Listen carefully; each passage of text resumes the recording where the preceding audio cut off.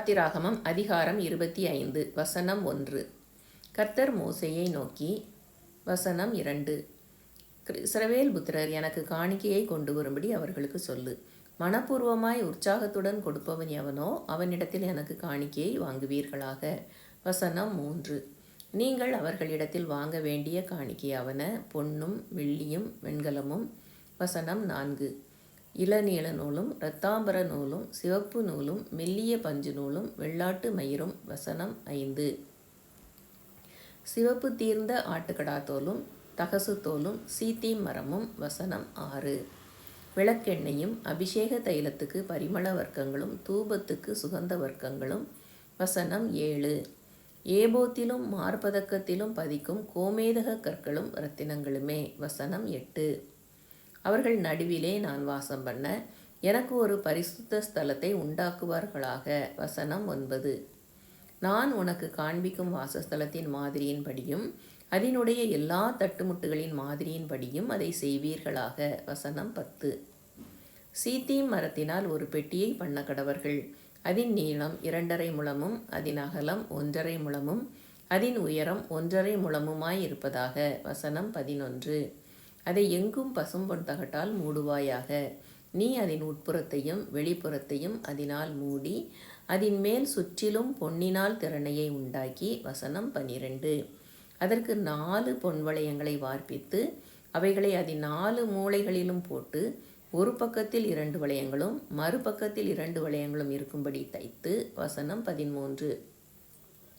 சீத்தீம் மரத்தால் தண்டுகளை செய்து அவைகளை பொன் தகட்டால் மூடி. வசனம் 14. அந்த தண்டுகளால் பெட்டியை சுமக்கும்படி அவைகளை பெட்டியின் பக்கங்களில் இருக்கும் வளையங்களிலே பாய்ச்ச கடவாய். வசனம் 15. அந்த தண்டுகள் பெட்டியிலிருந்து கழற்றப்படாமல் அதன் வளையங்களிலே இருக்க வேண்டும். வசனம் 16. நான் உனக்கு கொடுக்கும் சாட்சி பிரமாணத்தை அந்த பெட்டியிலே வைப்பாயாக. வசனம் 17. பசும் பொன்னினாலே கிருபாசனத்தை பண்ணுவாயாக. அது 2.5 முழ நீளமும் 1.5 முழ அகலமுமாய் இருக்க கடவது. வசனம் 18. பொன்னினால் 2 கேருபீன்களை செய்வாயாக. பொன்னை தகடாய் அடித்து அவைகளை செய்து கிருபாசனத்தின் 2 ஓரங்களிலும் வைப்பாயாக. வசனம் 19. ஒரு புறத்து ஓரத்தில் ஒரு கேருபீனையும் மறுபுறத்து ஓரத்தில் மற்ற கேருபீனையும் பண்ணிவை. அந்த கேருபீன்கள் கிருபாசனத்தின் 2 ஓரங்களிலும் அதனோட ஏக வேலையாய் இருக்கும்படி அவைகளை பண்ண கடவாய். வசனம் 20.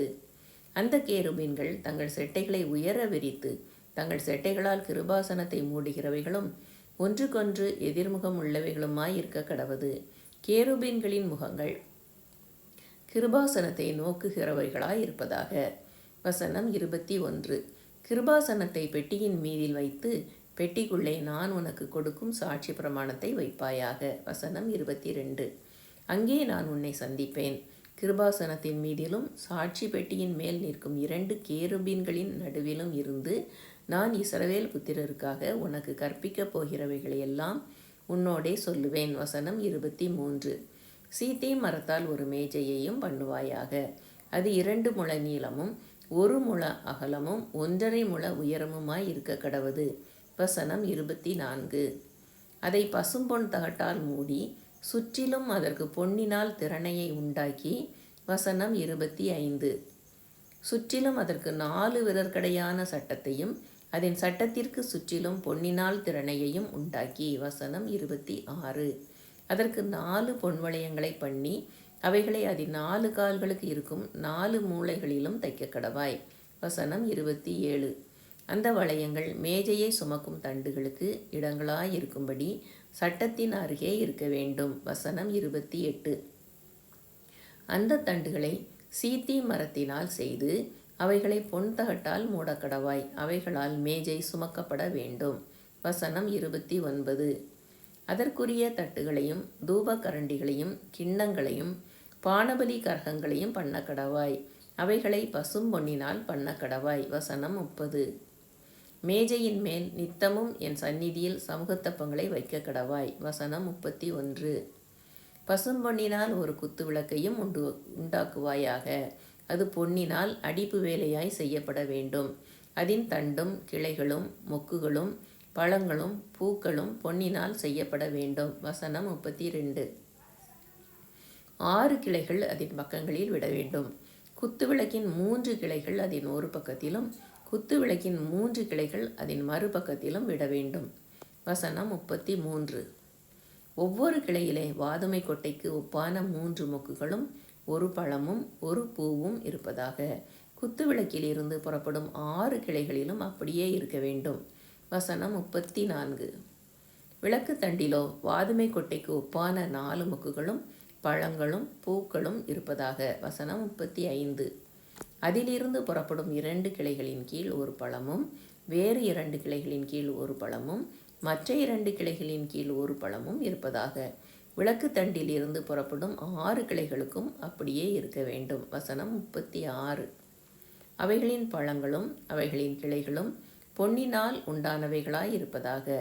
அவையெல்லாம் தகடாய் அடித்த பசும்பொன்னால் செய்யப்பட்ட ஒரே வேலையாய் இருக்க வேண்டும். வசனம் 37.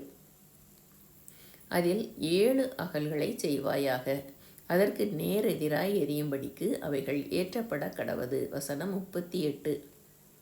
அதின் கத்தரிகளும் சாம்பல் பாத்திரங்களும் பசும்பொன்னினால் செய்யப்படுவதாக. வசனம் 39. அதையும் அதற்குரிய பணிமுட்டுகள் யாவையும் 1 தாலந்து பசும்பொன்னினால் பண்ண வேண்டும். வசனம் 40. மலையிலே உனக்கு காண்பிக்கப்பட்ட மாதிரியின்படியே அவைகளை செய்ய எச்சரிக்கையாயிரு. யாத்திராகமம் அதிகாரம் 25 முற்றிற்று.